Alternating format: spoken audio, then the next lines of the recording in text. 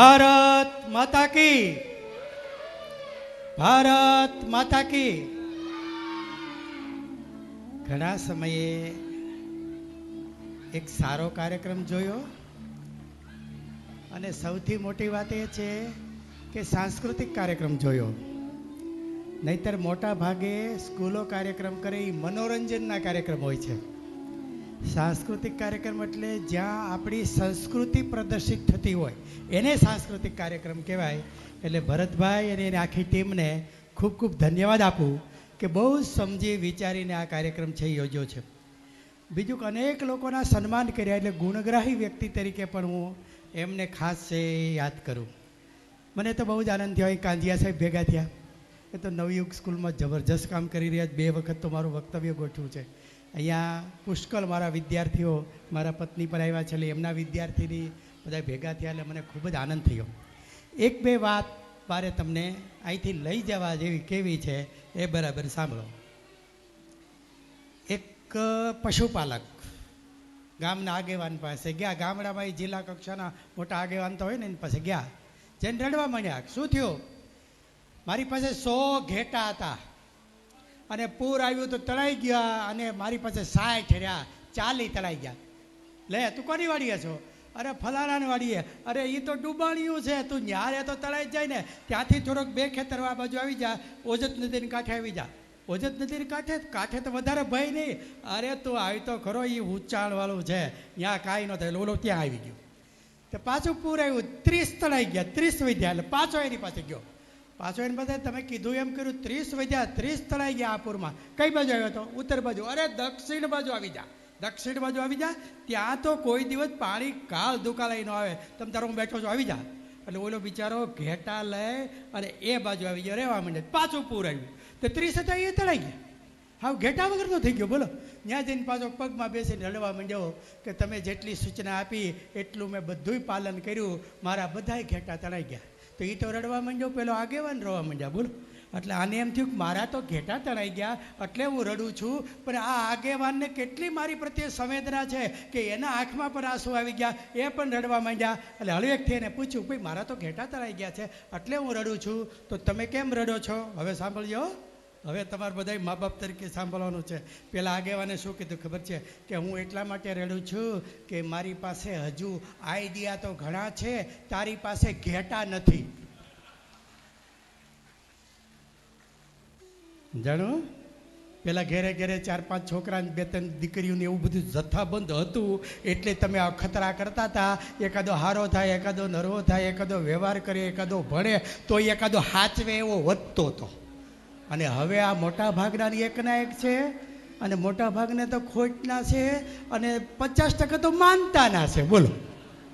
અને એ પાછા કોઈનું માનતા નથી. હવે એમાં તમે ભણાવવાથી માંડી અને ઉછેરવામાં ક્યાંય અખતરા કરતા નહીં, નહીતર આ ઓલા પશુપાલક જેવું થા.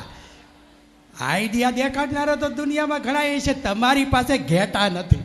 એટલે તમે બધાય મા બાપ બહુ સમજીને હાલજો. અહીંયા જો મુખ્ય પાત્ર તમામ સાંસ્કૃતિક કાર્યક્રમ જુઓ, એમાં મુખ્ય 2 પાત્ર વારંવાર રજૂ કર્યા, એક રામ અને એક કૃષ્ણ. આ 2 પાત્રને ભારતના લોકોએ બરાબર આત્મસાત કરવાની જરૂર છે. અને મા બાપે તો ખાસ શું કામ? છોકરા ઉછેરવાની 2 પદ્ધતિ. તમે છોકરો કાં રામની રીતે ઉછેરી શકો અને કાં કૃષ્ણની રીતે ઉછેરી શકો. હવે તમે કૃષ્ણની રીતે છોકરો ઉછેરો તો કૃષ્ણએ બાળપણમાં કેટલા પરાક્રમ કર્યા તમે જુઓ. કાળીનાગને નાથ્યો, ધેનકાસુરને માર્યો, બકાસુરને માર્યો, માસી પૂતનાને મારીને કંસને માર્યો, પછી ભણવા ગયા. તો બોલો, વગર ભણે આટલા પરાક્રમ કર્યા. અને રામે બાળપણમાં એકેય પરાક્રમ કર્યું હોય તો યાદ કરો. રામના જીવનમાં જો એક વખત કંઈક કાગડા પાછળ દોડ્યા હતા ને એવી નાની કથા આવે છે. એકેય પરાક્રમ રામે બાળપણમાં કર્યા નથી. ભણવા ગયા પછી તાડકાને મારીને પછી તો દુનિયાના શ્રેષ્ઠ પરાક્રમ કર્યા, પણ બાળપણમાં પરાક્રમ કર્યા નથી. શું કામ નથી કર્યા? તો સાંભળો. છોકરા ઉછેરવાની 2 પદ્ધતિ, રામની રીત ને કૃષ્ણની રીત. એટલા માટે આપણે કૃષ્ણની રીત અપનાવવા જેવી છે. તમે જો, કૃષ્ણની રીત એટલે શું? કૃષ્ણમાં આટલા ગુણ આવ્યા ક્યાંથી? ધૂળમાં રમતા રમતા, ઓળકામડું રમતા રમતા, નદીમાં નાતા નાતા, એ દોડે ને કૂદે ને દોડે, એમાં જે વિકાસ છે, મતલબ કે જે કુદરતી જીવન જીવે છે એનામાં જે વિકાસ છે એ બંગલામાં નથી. રામનો એટલો વિકાસ એટલા માટે ન થયો કે એ તો બંગલામાં હતા, એને ક્યાં મગજ વાપરવાનો હતો, નોકર ચાકર હાજર હતા, માગે એ હાજર થઈ જાય. એ તો અભાવમાં જે વિકાસ થાય ને એ સગવડતામાં ન હોય. વાડી એક જ પાનું હોય અને લાઈન ખોલતા હોય, હાથે પકડી રહેતા ન હોય ને, એ નાળાના એવા આટા મારે ને કે પાનું ફરી જાય, ઓલું નાડું ન નીકળે. એ અભાવમાંથી આવડે, એ અભાવમાંથી આવડે. એટલે તમે જો આપણા લોકો આખી દુનિયામાં હાલ્યા, ગુજરાતીઓ તો ખાસ આખી દુનિયામાં હાલ્યા. એનું સંશોધન થયું કે આ ભણેલા પાછા પડ્યા, આપણા કેમ પાછા ન પડ્યા? તો કે એનું કારણ બરાબર તમે સમજ્યો કે શું કામ પાછા ન પડ્યા. 7 કોઠાનું યુદ્ધ જાહેર થયું. તો હવે જેને આવડતું હતું એ કૃષ્ણ અને અર્જુન તો પાતાળમાં ગયા હતા. તો આ બધું મૂંઝાણા. કાલમાં યુદ્ધમાં સેનાપતિ કોણ થશે? તો કોઈ કંઈ જાણ કરી કે આપણે ઓલું ટેણીઓ નહીં, એ કંઈક શીખે એવું છે આવું. એટલે એને પૂછ્યું કે તને 7 કોઠાનું યુદ્ધ આવડે? તો કે મને 6 આવડે. સાતમામાં મારી મમ્મી બીએડ કરવા ગઈ હતી, ઘેરે કોઈ ધ્યાન રાખે એવું હતું નહીં, એટલે 1 કોઠો અધૂરો રહી ગયો છે. તો કે 6 કોઠા તો હું લડીશ. તો કે 7મા કોઠાનું શું કરશો? બધાય મૂંઝાણા, બધાને મોઢા પડી ગયા, કોઈને કંઈ આવડે નહીં. કાકા ભીમ ઊભા થયા, હાથમાં ગદા લઈને કે 7મો કોઠો હું લડીશ. બધાય બહુ ખુશ થઈ ગયા અને બધા છૂટા પડી ગયા. રસ્તામાં અભિમન્યુ ઉભો રહ્યો. કાકા આવ્યા કે ઉભા રહ્યો. હું ભણ્યો છું એટલે મને ખબર છે કોઈને પરબારો 7મો કોઠો આવડે નહીં. જેને 7મો કોઠો આવડતો હોય ને એને 6 કોઠા આવડતા હોય. અને કાં તમને એકેય ન આવડતો હોય, સાચું બોલો, તમને સાચું બોલો, કાં એકેય નથી આવડતા અને કાં તમે જે હોય એ કહી દો. એટલે કાકા ભીમે શું કીધું ખબર છે? એ કે આ ક્યાં એ કંઈ કોઠા આવડે છે? કે તને જ ખબર છે ભણતા તે આપણે ખાવા સિવાય ક્યાં કાંઈ રસ હતો, આપણે તો કંઈ શીખ્યા નથી. અરે કાકા તમે મારી નાખશો. 7 કોઠાના યુદ્ધમાં સાણસા વ્યૂહ હોય એની અંદર ઘૂસતા જવાય, અંદર જવાય, નીકળાય નહીં. તમને ખબર છે તમે મરી જાઓ ને મને મારશો, શું કરશો બોલો? તમને કાંઈ ખબર તો નથી 7મા કોઠામાં, અને અઘરો છે. નહીં તો હું એક્સટર્નલ ફોર્મ ભરીને હું પરીક્ષા ન આપી દઉં? કે અહીંયા એમ પતે એવું નથી, એનો સિલેબસ જોયો હોય ને ખબર હોય. શું કરશો બોલો? સાંભળ્યો, આપણા લોકો ગુજરાતીઓ ખાસ આખી દુનિયામાં શું કામ હાલ્યા એનું રહસ્ય આ છે. એને શું કીધું ખબર છે? કે ભત્રીજા સાંભળ, એમાં એવું છે ગમે એવા અઘરા કોઠા હોય, ગદા લઈને દેવા જ મળો. એટલે 2-3 કોઠા તો એમને તૂટી જાય, ઝાઝા હોય તો હલવાઈ જાય. તમે જો આ તેવર ગુજરાતીઓની હતી. અમારી હારથની જેટલી પેઢી એમાં બેઠી છે ને એનામાં આ તેવર હતી, એટલે એ બધીએ હાલ્યા. એને બધું આવડતું હતું એટલે એ દુનિયામાં હાલ્યા હતા. અને જેમ કૃષ્ણ ઢોર ચારતા હતા એમ ઢોર ચારતા હતા. આમાંથી કેટલા જણા એવા છે કે જેને ઢોર ચાર્યા છે? ઊંચો હાથ કરો તો. ભરતભાઈ એક વખત આના સન્માન રાખ્યો, આ છેલ્લા ઢોર ચારનારા. તો બે ચાર્યા ભરતભાઈ? શું વાત છે! અરે વાહ, એ તો ઢોર ચાર્યા આવ્યા એની મજા હોય. એ પાડી દોડતી હોય, એનું પૂંછડું પકડ્યું હોય ને, એની વાહે જે પૂંછડું પકડીને દોડતો હોય ને એ સ્પીડ ઓલિમ્પિક કરતાં વધારે હોય. બોલો, તમે પકડી રાખો તોય પડો, મૂકી દો તોય પડો, અને મૂકી દો તો અડધો કિલોમીટર દોડ્યા જાઓ, એવી તો એની સ્પીડ હોય. એ કાંટા ઠેકે જાય ને, એ આવલ ઠેકે જાય, એની એક આખી મજા હોય. આમાંથી કોઈ એવા ખરા જે ભેંસ માથે બેઠા હોય? ભેંસ માથે? વાહ, અરે લે, શું વાત છે! નીકળ્યા ભાઈ 2-4 જણા. ધન્યવાદ. તાલીઓ પાડો એકવાર. એટલા માટે તાલીઓ પડાવી કે ભેંસ માથે બેઠા હોય ને ખબર હોય. એ પહેલાં તો છે ને મોટું સિટિંગ, તમે પલોઠે વાળીને બેસી શકો, મોટું સિટિંગ. પછી હાલે ને તો આમ એવું હાલે ને પેટનું પાણી ન હાલે. બોલો, એવી તો હાલવાની મજા આવે. એ તો ભેંસ મજા જ આવી જાય. એક તો ભેંસ માથે બેસી જતો હતો ને, પોલીસની ગાડી મળી, ધડ સીટી મારીને ઉભી રાખી, એ ઉભા રહ્યો. એને કીધું, એ હેલ્મેટ કેમ પહેર્યો નથી? આ શું કે ખબર છે? એ કે આ 4 વ્હીલ છે, આમાં થોડું હેલ્મેટ હોય. Yes sorry. પટો કેમ બાંધ્યો નથી? કે પોલીસ ખાતું તો બીજું ગોતી કાઢે. પટો કેમ બાંધ્યો નથી? બોલો કે સોરી, પાછળથી પૂંછડું લઈને આમ નાખી દીધું. ઓકે, જવા દો. ભેંસ માથે બેસવાની આ મોજા. સાંભળજો, જે ઝાડવે ચડે છે, તરે છે, ઢોર ચારે છે, કુદરતી જીવન જીવે છે, એનો વિકાસ એ કૃષ્ણ જેવો થાય છે. માત્ર ફ્લેટમાં હલવાના છે, બાજુમાં જવાનો સંબંધ નથી, નીચે ગ્રાઉન્ડ નથી, રિક્ષામાં જાય આખું ગામ ફેરવીને ઠલવે, પાછો રિક્ષામાં અલોહા કરો ને આ કરો ને તે કરો. અમારી દ્રષ્ટિએ એ નબળી પેઢી નિર્માણ થઈ રહી છે. છેલ્લા આ કોરોના પછી 10 છોકરા, આ જરાક 1200 છોકરો ને ભાઈ, કોરોના પછી 10 છોકરાઓ જે આપઘાત કર્યો હતો રાજકોટમાં, એનો અભ્યાસ કરવામાં આવ્યો તો ખબર પડી કે એને એવા પ્રશ્નો નહોતા કે એને આપઘાત કરવો પડે, પણ એકને એક છોકરો હતો અને ઘરમાં એટલો સચવાયેલો કે એણે જિંદગીમાં કોઈથી સમસ્યાનો સામનો જ નહોતો કર્યો. આખું ઘર ચિંતા કરે. પરીક્ષામાં તો એ 10માનું પેપર હોય તો એ પહેલાં એ જોઈ આવે બેન્ચ હલે છે કે નહીં. પરીક્ષામાં તૈયારી હાલતી હોય તો છોકરો સૂઈ ગયો હોય ને ઘર જાગતું હોય, બોલો હુકડી કરી દે ને ચા કરી દે, આખું ઘર વાહે હતું. અને રાજકોટ જ્યારે ભણવા ગયા અને સમસ્યા આવી ત્યારે સમસ્યા સોલ્વ કરવા કરતાં એને મરી જવું સહેલું પડ્યું, એટલે એ છોકરાઓએ આપઘાત કર્યા. બોલો, એટલે મારી દ્રષ્ટિએ અત્યારે નબળી પેઢી નિર્માણ થઈ રહી છે. વાલીઓ એટલા બધા કામમાં પડી ગયા છે, એટલા બધા ચિંતામાં પડી ગયા છે. અહીંયા તો સારું છે, 2 જણા નોકરી કરતા હોય ને એને કોઈક ત્રીજાની ઉર તો પાછો મૂક્યો હોય, ન્યાય મોટો થતો હોય. હવે આ છોકરાની એવી કઠણાઈ છે. એટલે હું તો સ્કૂલોને વિનંતી કરું છું કે વાલીઓમાં અત્યારે એક્સિડેન્ટલી વાલીઓનું પ્રમાણ વધતું જાય છે. એક્સિડેન્ટલી વાલી એટલે શું? કોઈ તૈયારી ન હોય ને ખબર ન હોય ને વાલી થઈ જાય. બોલો, એથી ખેડૂત થારો કંઈક થોડીક ખેતર ખેડે, ખાતર નાખે, થોડીક તૈયારી જ કરે, આને જ ખબર ન હોય ને વાલી થઈ જાય. એટલે એની પાસે બહુ આશા રાખવી અઘરી છે. પણ હું આવા વિદ્યાલયોને વિનંતી કરું છું કે છોકરાને રમાડો, દોડાવો, કૂદાવો, પરસેવો લઈ જાવ કરો. મને બહુ જ આનંદ થયો કે અહીંથી વિદ્યાર્થીઓ નેશનલ સુધી ગયા છે. બોલો, અહીંયા સ્પેશિયલ શિક્ષક છે અને ભરતભાઈ ખુદ છે એ ડીપીએડ થયેલા છે અને પાછા કાંદિયા સાહેબ પાસે ઘડાયેલા છે. મૂળ તો નવયુગમાં ભણેલા ને ત્યાંય નોકરી કરેલી, એટલે એની સિસ્ટમને છે એ ફોલો કરે છે. એટલે આ લોકો જે, હું તો એને કાગડાના વંશના કહું, સાંભળ્યો ભરતભાઈ કહી ગયા કાગડાના વંશના કહું. શું કામ ખબર છે? એ બીજાના છોકરાઓને શણગારવાનું કામ કરે છે. બોલો, બીજાના છોકરાઓને શણગારવાનું કામ કરે છે. એટલે આ રીતે જ્યારે પોતે આ સંસ્થા જ્યારે કામ કરી રહી છે ત્યારે વાલીઓને પણ મારી એક વિનંતી છે કે તમે યાદ રાખજો, ખાલી ફી ભરી દેવાથી જો ફરજ પૂરી થઈ એમ માનતા હો તો કાલ સવારે આપણા છોકરા પણ ફી ભરશે, પૈસા ભરશે. ક્યાં? વૃદ્ધાશ્રમમાં. જેમ આપણે ભર્યા એમ એ ભરશે અને એમ માનશે કે આપણી ફરજ પૂરી થઈ. ના, સંસ્થાના સપોર્ટમાં રહીએ, વિદ્યાર્થીનું બરાબર ધ્યાન રાખીએ, સર્વાંગીણ વિકાસ થાય એની છે એ ચિંતા કરીએ, કોઈ પણ પ્રકારના અખતરા ન કરીએ અને બાળક ઉપર બરાબરનું ધ્યાન દઈએ. અને એક વાત બરાબર બધા વાલીઓ યાદ રાખે, અને અહીંથી જાવ ને ત્યારે મારું બધું ભૂલાઈ જાય તો ભલે ભૂલાઈ જાય, મારું આ એક વાક્ય તમે લઈ જાજો. શું? ભગવાન નકામી આઈટમ બનાવતો નથી. બરાબર સાંભળો, ભગવાન નકામી આઈટમ બનાવતો નથી. તમે એક પાન તોડજો, એવી સરસ મજાની ડિઝાઇન હોય. અરે તમે પથ્થર તોડીને જોજો તો ખરા, તમને એમ લાગે મારા નાથે એમાં હીરા ટાંક્યા છે. અરે તમે ફૂલ જોજો, એ પાંખડી, એ કલર ને એ શણગાર. હવે મારો નાથ આવું ફૂલ બનાવે, આવા પથ્થર બનાવે, આવું પાન બનાવે તો માણસ નકામો બનાવે ખરા? સાંભળજો, માણસ ભગવાન બનાવે છે કેવી રીતે?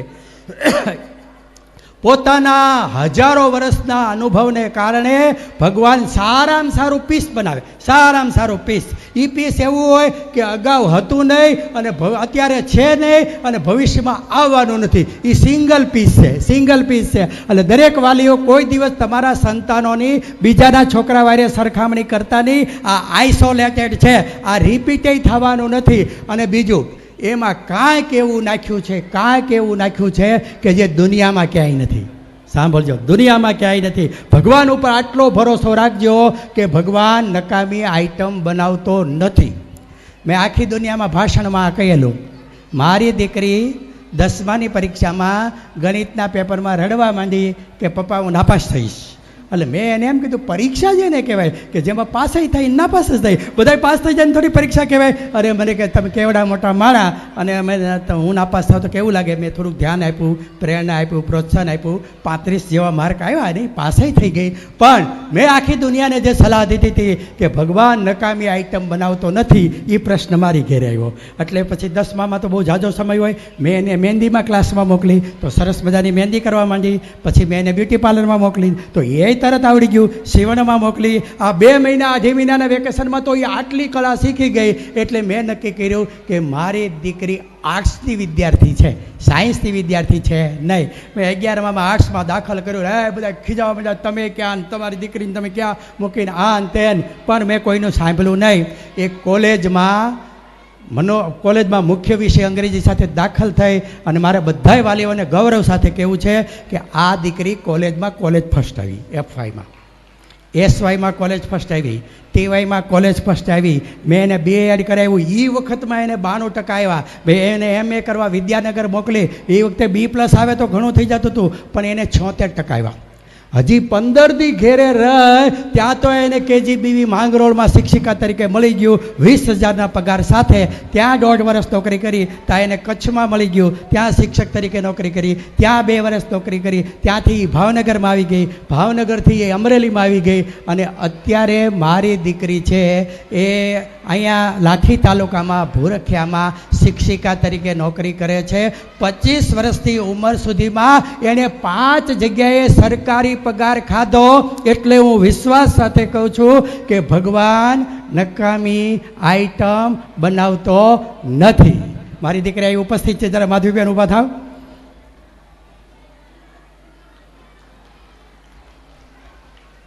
આપણો છોકરો, એક છોકરો 10માનું રિઝલ્ટ લેવાનો ગયો, બોલો એને કેટલો ભરોસો હોય છે. રિઝલ્ટ લેવાનો ગયો, એ સાહેબે ફોન કરાવી તારું રિઝલ્ટ જા, તો સાહેબ તમે રાખો.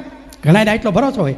એક ભાઈએ તો એના છોકરાને ધોકાવી નાખ્યો. કંઈ તોફાન કર્યો તો કે નહીં, કાલ મારે 12 ગામ જવું છે. એટલે કાલ 12 ગામ જવું છે, આજ કેમ ધોકાવી નાખ્યો? તો કે કાલે એનું રિઝલ્ટ છે. બોલો, અગાઉ એને ખબર હોય કે નાપાસ થાય, વહેલો માં ધોકાવી નાખ્યો. બોલો, તો છોકરાને કહે રિઝલ્ટ લેજે તારું. એ કે ના સાહેબ તમે રાખો. અરે તું પાસ થઈ ગયો છે. બોલો કેલા હોય ને, આ પેપર તપાસવાળા કંઈક ગોટો કરતા લાગે છે. ત્યાં ગયો તો એ અંગ્રેજીમાં 35, ગણિતમાં 36, એકમાં 37. પછી એણે 11મું ધોરણ શરૂ કર્યું, 12મું ભણ્યો. 12માં એને લાઇટથી સાંભળ્યો, જેથી ગેર બદલે ને તેથી ઈના ઈ લીવરે સ્પીડ આવે. સાંભળજો, ગેર બદલવો જોઈ જિંદગીનો, સમજણ આવી જોઈ. આને એમ થયું મેં જિંદગીમાં કોઈ દી જિંદગી ગંભીરતાથી લીધી જ નથી. એવી મહેનત કરી કે એને PTC ની ટકાવારી આવી. PTC કર્યું, ચોટીલા તાલુકામાં શિક્ષક તરીકે રહ્યા. અને પછી એણે UPSCની તૈયારી કરી. એવી તૈયારી કરી એ છોકરાએ UPSC પાસ કર્યું અને એને કમિશનર તરીકે જુનાગઢ મૂક્યા. ત્યાંથી એને કલેક્ટર તરીકે છે એ આણંદમાં મૂક્યા. અને અત્યારે સળગતા રાજકોટમાં એમને કમિશનર IPS તરીકે એમને મૂક્યા છે ડૉક્ટર તુષાર સુમેરા. વાહ, સરસ, બહુ સરસ. એટલે હજી એક વાક્ય તમે ઘરે લઈ જજો. કયું? ભગવાન નકામી આઈટમ બનાવતો નથી. થોડીક ધીરજ રાખો. આપણી ઘરે ભગવાને સ્પેશિયલ વ્યક્તિ મૂક્યા છે અને એ સારું જ કામ કરશે. અને બીજી વાત સાંભળો, છોકરાઓને જ્યારે તૈયાર કરીએ છીએ ત્યારે યાદ રાખો એની નિહિત શક્તિ, એટલે ભગવાને ઇનબિલ્ટ શું નાખ્યું છે ને એની વાતે શિક્ષકો પણ ધ્યાન દે, સંચાલકો પણ ધ્યાન દે અને માતા પિતા પણ ધ્યાન દે. ધ્યાન શું દેવાનું કે ભગવાને સ્પેશિયલ આઈટમ બનાવી છે તો એમાં સ્પેશિયલાઇઝેશન શું છે? સ્પેશિયલાઇઝેશન શોધવાનું કામ છે. એ વાલીઓનું છે, એ મા બાપનું છે, એ શિક્ષકોનું છે, સંચાલકોનું છે અને સમાજ સેવકોનું છે કે આ છોકરામાં નિહિત શક્તિ કઈ પડી છે. એક છોકરો 1લા ધોરણમાં દાખલ થયો, બોલો, અને પછી 1લું ધોરણ પૂરું થયું ને એટલે મા બાપને બોલાવીને કીધું કે આની મગજમાં વાયરિંગ જ નથી, આને લઈ જાઓ અને બીજી સ્કૂલમાં મોકલીને આનો સમય બગાડતો નહીં, આ નકામું પીસ છે. પણ એની માને ભરોસો હતો ક્યાં વાક્ય ઉપર કે ભગવાન નકામી આઈટમ બનાવતો નથી. અને એ માએ તૈયાર કરી. આ છોકરો મોટો થઈને 1000 શોધ કરી. 1000 શોધ કરી. આ બલ્બ દેખાય છે ને એ શોધ એની છે. એ એડિશન તમે નામ સાંભળ્યું છે. એક છોકરો 9મું ધોરણ ભણે. 9મું ધોરણ ભણે એટલે એને વાલીને બોલાવ્યા કે આ છોકરાને લઈ જાઓ, નહીંતર આખા કુટુંબનું નામ બોલશે રાજકોટમાં.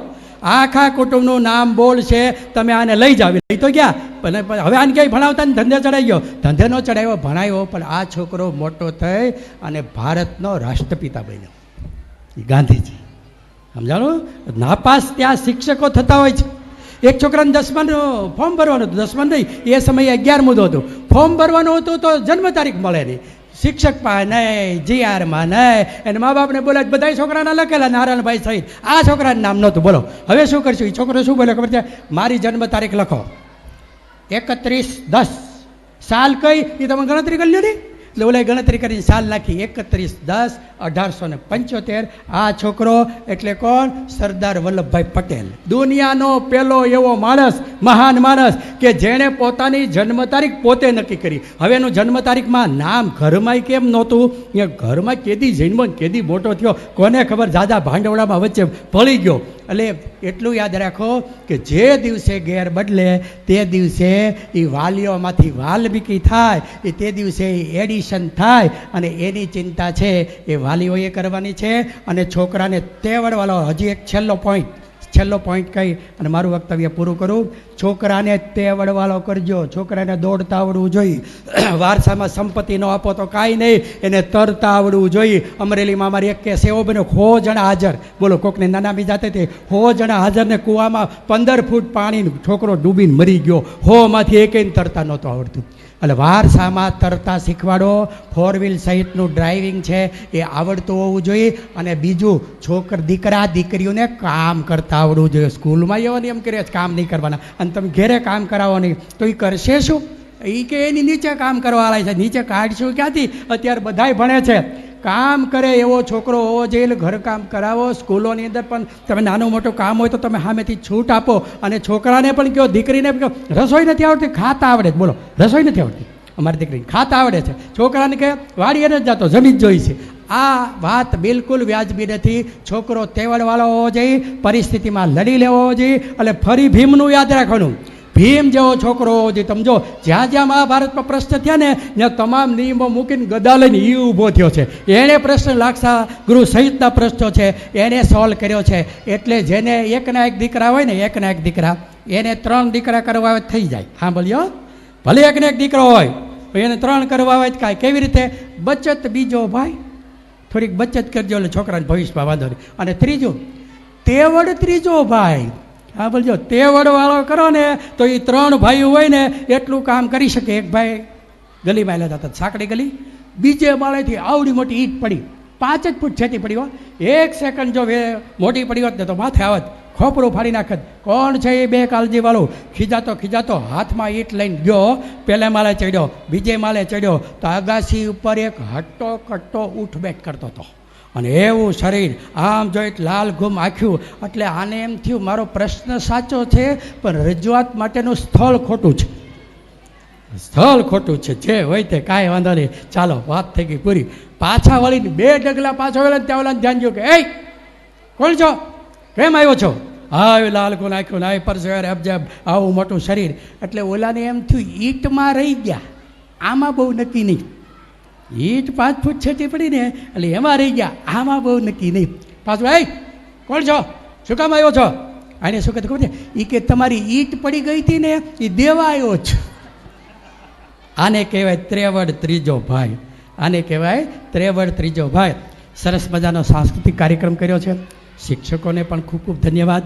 અહીં ભરતભાઈ વિશિષ્ટ કામ કરી રહ્યા છે, વિશિષ્ટ લોકોનું સન્માન કર્યું છે, પ્રતિભાઓનું સન્માન કર્યું છે, અને ખાસ તો રમતગમત માટે જબરજસ્ત કામ કરી રહ્યા છે. આમ તો કોરોના વખતે મારે આવવાનું હતું, સાંણસુર સાહેબે મને ખાસ ફોન કરે કે તમારે ત્યાં આવવાનું છે અને મારે માર્ગદર્શનથી આ સંસ્થા ચાલે છે અને ખૂબ સારું કામ કરે, તમે એક વખત આવો તો ખરા. પણ કોરોનાને કારણે આ કાર્યક્રમ છે એ બંધ રહ્યો, પણ પાછું નિમિત્ત મળ્યું છે. તો આ આયોજકોનો પણ ખૂબ ખૂબ આભાર. અને આટલી કડાકૂદ વચ્ચે તમે બધાએ આટલું બધું શાંતિથી સાંભળ્યું એટલે તમારો સૌનો પણ ખૂબ આભાર. ભારત માતા કી જય.